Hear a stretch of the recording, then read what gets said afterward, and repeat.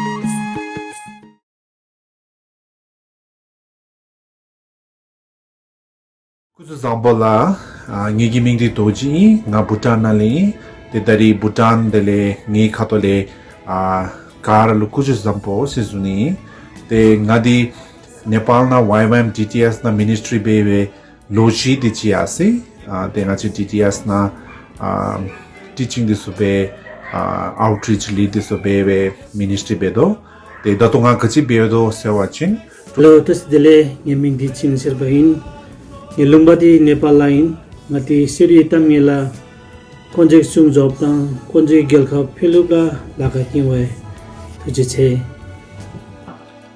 जय मिसी, मेरो नाम सुशील तामाङ हो र म हाल नेपालबाट म चाहिँ व्यापारिक सेवाकाहरूलाई व्यवस्थापन गर्दछु र स्ट्राटेजिक एलायन्स नेपालमा सचिवको काम गर्दछु। सबैलाई जय मसी, मेरो नाम सुमन राई हो, म चाहिँ खोटाङ नेपालबाट हो। अनि म चाहिँ यही बोइज होमबाट हुर्केर केही समय स्टाफको रूपमा काम गरेँ र अहिले चाहिँ एउटा कोअर्डिनेटरको काममा यहाँ स्ट्राटेजिक एलायन्स होममा काम गरिरहेको छु।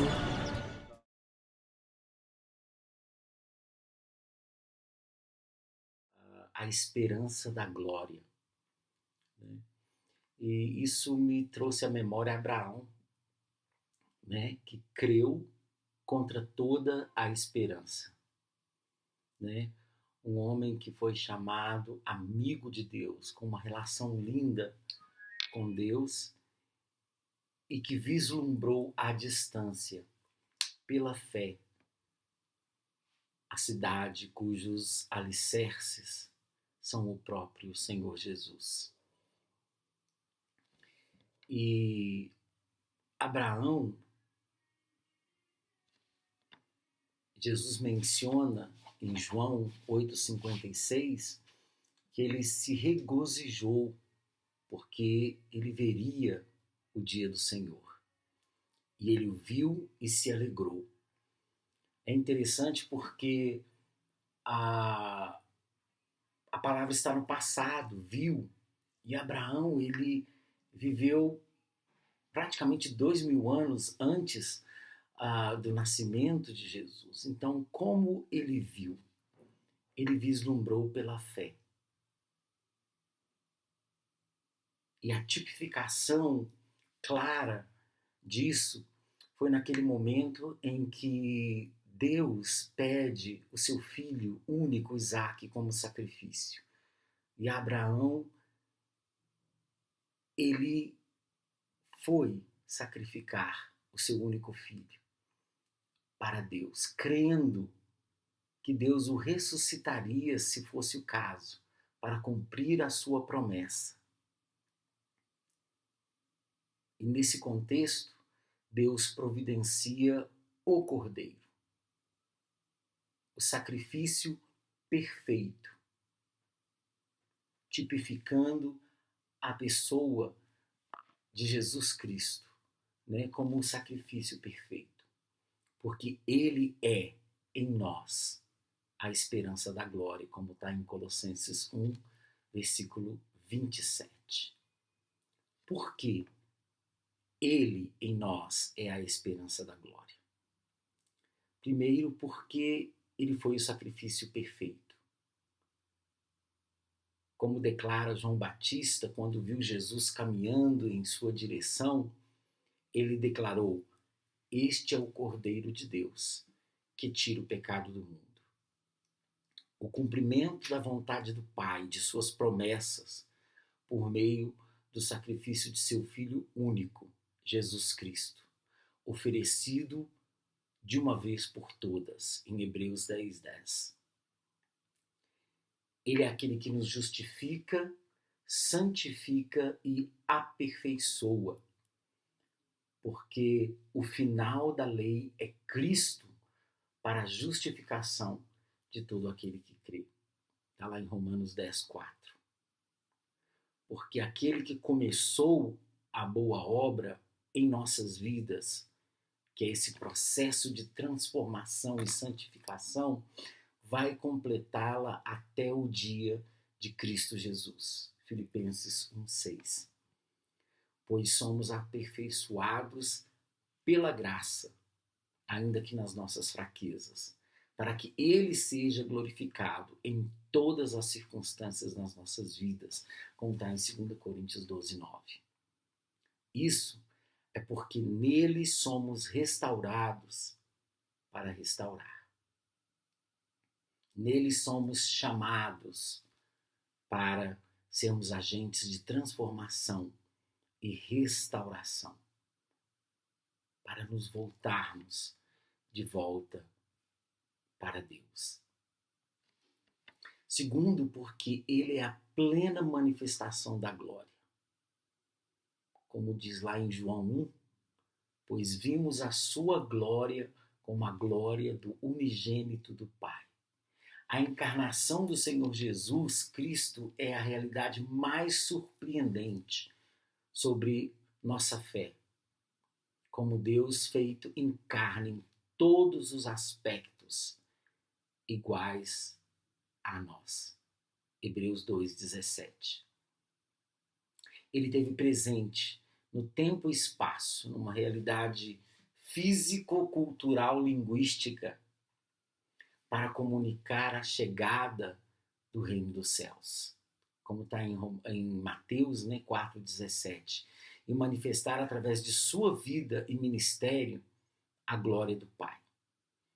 Deus encarnado e limitado à nossa condição humana, vivendo experiências similares às nossas, ainda que num contexto de época diferente, para nos mostrar que como indivíduos, como homens, podemos, apesar das nossas limitações e fraquezas, manifestarmos também a glória do Pai.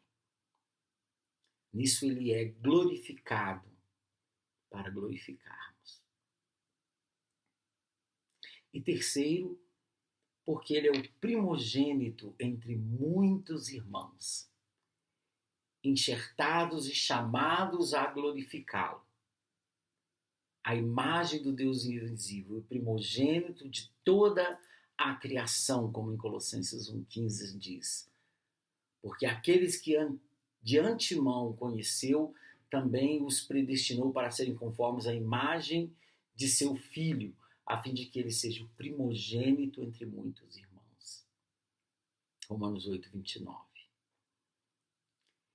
Neles enxertados, como na oliveira que é podada, e neles somos enxertados para frutificarmos, adotados através de Cristo Jesus. Em amor nos escolheu para sermos adotados como filhos por meio de Jesus Cristo, conforme o propósito de sua vontade, para nos tornarmos uma vívida representação de Cristo, pois como discípulos nós somos chamados para glorificar através de uma vida frutífera que manifesta o amor altruísta. O amor que se resume, ou que resume todos os demais mandamentos. Amai uns aos outros, assim como ele nos amou. Como um farol numa noite escura, no oceano, talvez em meio a uma tempestade, trazer luz, indicando o caminho que conduz a ele, nesse mundo envolto em densas trevas.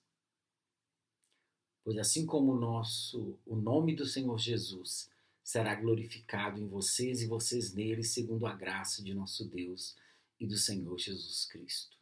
Tessalonicenses 1:12. Isso é porque nele somos agraciados para agraciar. Não podemos falar de Jesus sem falar de graça.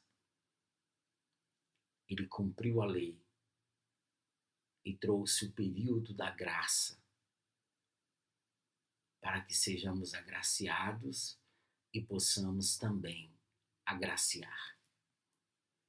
E por último, porque ele é a glória vindoura.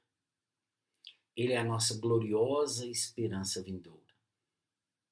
Como fala em Colossenses 1:27. Na restauração de sua glória junto ao Pai, na sua oração, e agora, Pai, glorifica-me junto a ti, com a glória que eu tinha contigo antes que o mundo existisse. Na oração que ele fez antes de sua prisão, em Mateus 17, de 1-3. Mas agora, já glorificado e ascendido aos céus, à destra de Deus Pai, na pregação de Pedro, em Atos 2:33, nos enviou o Espírito Santo para nos capacitar a testemunhar e glorificar. Atos 1:8. Recebereis o Espírito Santo e sereis minhas testemunhas, onde vocês estão, até onde ele nos chamar. Num cumprimento paulatino de suas promessas, e advertências quanto ao sinal dos tempos,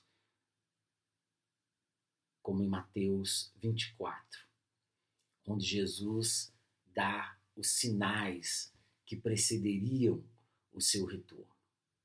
Isso quer dizer que nós, como cristãos, devemos olhar para o contexto que a gente está vivendo nos dias de hoje, não como uma perspectiva humanista, antes sim como uma perspectiva cristocêntrica. Jesus como o centro, vislumbrando em fé a glória que está por vir. Sentindo-nos privilegiados de estarmos vivendo esses momentos singulares da nossa história como humanidade. Não com medo do devir, de tudo aquilo que foi predito, mas confiantes no cumprimento de suas promessas e de seu retorno. Pois, assim como Abraão foi estrangeiro na terra prometida, nós somos forasteiros nessa terra. E porque nele, glorificado, nós somos glorificados. Ele é a esperança da glória. Primeiro porque ele é o sacrifício perfeito. E nele somos restaurados para restaurar. Segundo porque ele é a manifestação da glória de Deus. Nele glorificados para glorificar. Porque ele é o primogênito que trouxe e instaurou o período da graça. Nele agraciados para agraciar. Porque ele é a glória vindoura. Nele capacitados para esperar, confiantes. Que a nossa esperança esteja nele e que seja bendita em nós a esperança da glória.